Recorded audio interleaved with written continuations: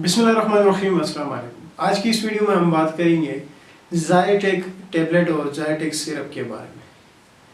जो ज़ायरटेक है, इसका जो फार्मूला है वो है सिट्राज़ीन हाइड्रोक्लोराइड।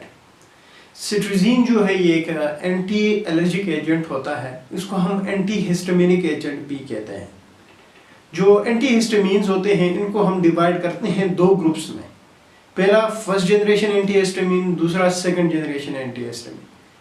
जो सिट्राज़ीन है या जो ज़ायरटेक है ये सेकंड जनरेशन से बिलोंग करता है। फर्स्ट जनरेशन की जो मेडिसिन है वो बिल्कुल डिफरेंट है, उनका सेकंड जनरेशन के साथ दूर दूर तक कोई ताल्लुक नहीं।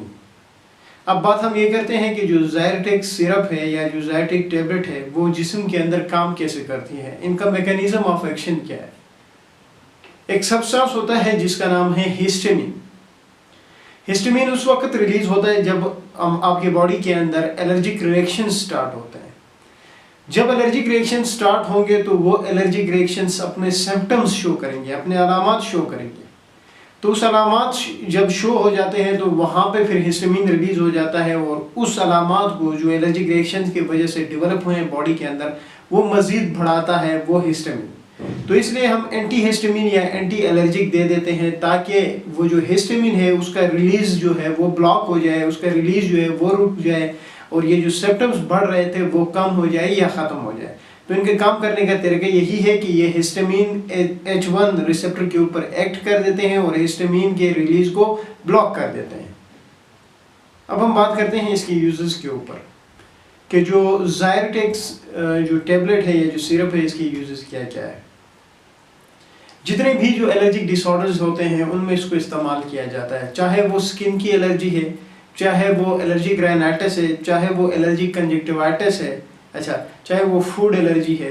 इन सब जो प्रॉब्लम्स हैं एलर्जी की उसमें इसको इस्तेमाल किया जाता है।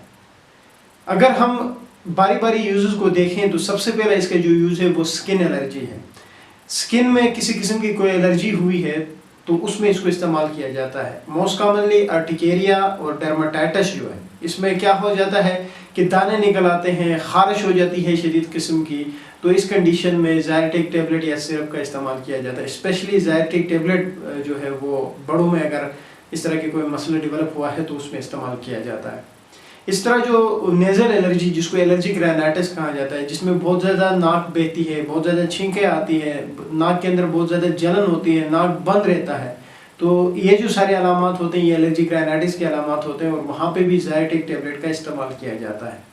इसी तरह जो एलर्जिक कंजक्टिवाइटिस है जिसको आंखों की एलर्जी कहा जाता है, उसमें आंख जो है वो सुर्ख हो जाती है, आंख के अंदर बहुत ज़्यादा जलन होती है, खारिश होती है, आंख बहने लगती है, ये सारे अलामात जो है वो एलर्जिक कंजक्टिवाइटिस है, तो उसमें भी ज़ायरटेक टैबलेट का इस्तेमाल किया जाता है। इस तरह फूड एलर्जी, बाद लोगों को अंडे से एलर्जी होती है, बाद लोगों को मछली के इस्तेमाल से एलर्जी होती है। तो फिर जब वो जिनको एलर्जी होती है फूड से, वो जब वो फूड ले लेते हैं तो वहाँ पे फिर एलर्जिक रिएक्शन स्टार्ट हो जाते हैं और फिर मसला जो है वो बन जाता है। तो वहाँ पे भी इस टैबलेट का इस्तेमाल किया जाता है ताकि फूड की एलर्जी से भी बचा जा सके।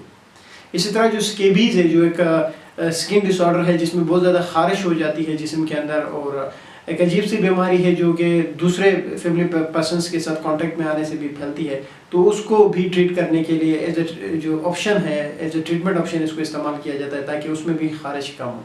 तो ये सारे इसकी यूजेस है।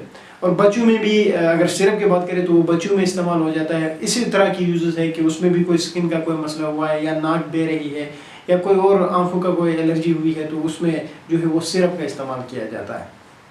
अब हम बात करते हैं इसके साइड इफ़ेक्ट्स के बारे में कि ज़ायरटेक टैबलेट या सिरप का क्या साइड इफ़ेक्ट है। अगर हम साइड इफ़ेक्ट को देखें तो जो मोस्ट कॉमन साइड इफ़ेक्ट होता है स्पेशली सब एंटी एलर्जिक टैबलेट्स के लिए ये साइड इफ़ेक्ट कॉमन है, वो है ड्राई माउथ।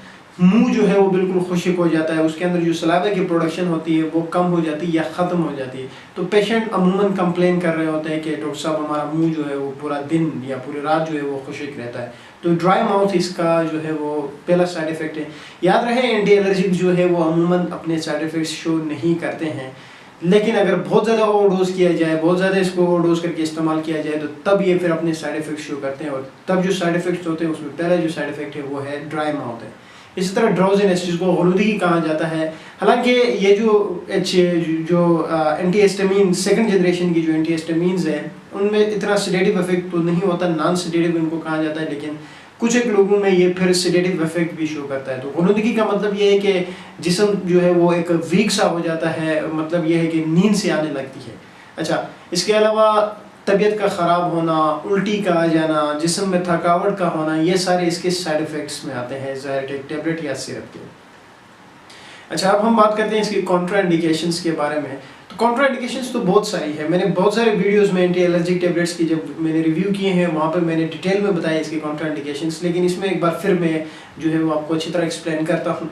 पहला जो कॉन्ट्राइंडिकेशन इसकी ये है, या कॉन्ट्राइंडिकेशन को या विद कॉशन अगर आप इस्तेमाल कर सकते हैं, उसमें ब्रेस्ट फीडिंग मदर है, इसी तरह प्रेग्नेंट वूमन है यानी हामला औरत है, या वो माएँ जो बच्चों को दूध पिलाती है, तो वो डॉक्टर की हिदायत के मुताबिक ही इस्तेमाल कर सकते हैं, अपने थ्रू उनको नहीं यूज़ करनी। इस तरह हाइपरटेंशन, किसी पेशेंट को हाई ब्लड प्रेशर है यानी उसका ब्लड प्रेशर बहुत ज़्यादा हुआ है, तो वो भी इस टेबलेट का इस्तेमाल नहीं कर सकते हैं, क्योंकि ये इस टेबलेट के इस्तेमाल से हाइपरटेंशन मज़ीद यानी ब्लड प्रेशर मज़ीद बढ़ जाता है। इस तरह जिन लोगों को अस्थमा होता है, जिसको दमे की बीमारी जो कहा जाता है, जिसमें सांस लेने में तकलीफ होती है, तो उन लोगों में भी ये टेबलेट जो है वो कॉन्ट्राइंडिकेटेड है, और अगर वो इस्तेमाल करना चाहते हैं तो एक बार डॉक्टर से लाजमी रब्ता करें और उसकी हिदायत के मुताबिक आपने इस्तेमाल करनी।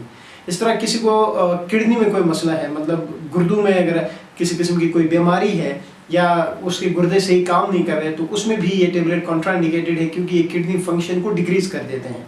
अच्छा, इसी तरह जो है वो जिगर की कोई बीमारी है यानी लिवर डिजीज़ है या लिवर का कोई मसला है, तो उसमें भी ये टेबलेट कॉन्ट्राइंडिकेटेड है, क्योंकि ये वहाँ पे भी लिवर फंक्शन को भी डिक्रीज कर देते हैं।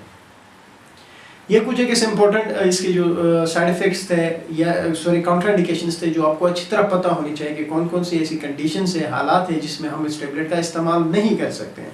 अच्छा, अब हम बात करते हैं डोज के बारे में कि सिरप कब कौन से एज में इस्तेमाल करते हैं, वो कब कब इस्तेमाल करना है, और इस तरह टेबलेट बात करते हैं टेबलेट की। तो ज़ायटेक जो है, याद रहे जो ज़ायटेक है ना, वो एक ज़ायटेक डी नाम से भी आती है। यह जो हम बात करें वो सिंपल ज़ायटेक की बात कर रहे हैं। ज़ायटेक डी जो है वहाँ पे सिट्रोजिन के साथ साथ सीडोएफिड्यूरिन भी होता है, 120 mg सीडोएफिड्यूरिन भी होता है, उसके ऊपर हम आगे अलग वीडियो बनाएंगे, लेकिन यहाँ पे हम सिंपल ज़ायटेक की बात कर रहे हैं। सिंपल ज़ायटेक जो है वो 10 mg में आती है, और इसका मैंने पहले भी कहा है कि जितने भी एंटी एलर्जिक जो 10 mg में आते हैं वो आपने रोज़ाना एक गोली इस्तेमाल करनी होती है।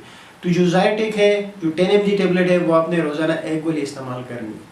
इस तरह अगर हम सिरप की बात करते हैं तो याद रहे सिरप जो है वो 1 साल या 2 साल से ज़्यादा ऊपर की जो एज के बच्चे हैं उसमें इस्तेमाल किया जाता है। 1 साल या 2 साल से कम एज के बच्चों में आपने सिरप हरगिज़ इस्तेमाल नहीं करना है, और इससे ऊपर जो साल और 2 साल से ऊपर की जो बच्चे होते हैं उसमें इस्तेमाल करने का तरीका ये है कि आपने रोज़ाना एक ही चम्मच उन बच्चों को पिलानी है। So that's all about Zytec syrup and tablet. Thank you.